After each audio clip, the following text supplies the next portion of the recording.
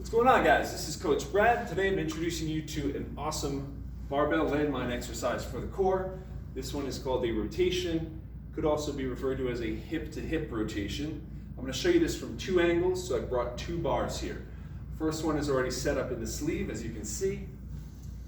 From a side view, I want you to see that you're going to start with the bar resting against the outside of one thigh.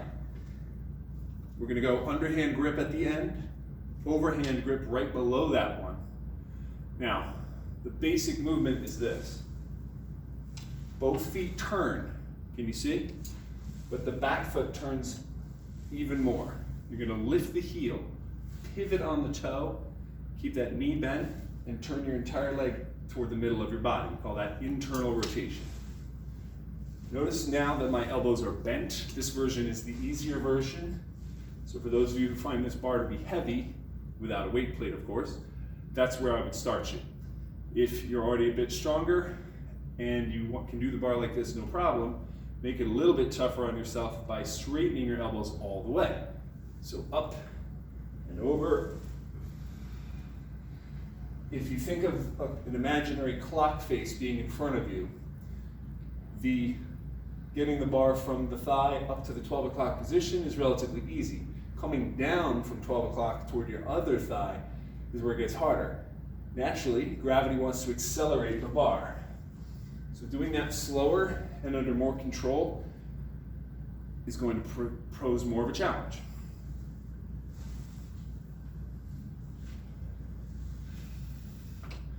Okay, so there's an easy and a hard version for you to try. And I just want to show you from the front so you can get an idea. I have a pretty wide stance here, certainly wider than shoulder width. And this is where I would be starting with the bar. Again, my back foot is turned the most.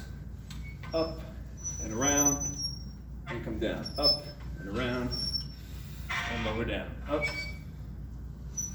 As far as the breathing, I would recommend inhaling on the way up. Blow it out on the way down.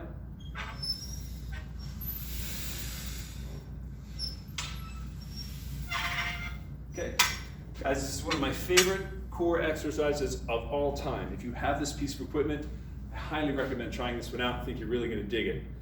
Core rotation is something that a lot of us don't train because we're so concentrated on spinal flexion, crunches, sit-ups, V-ups.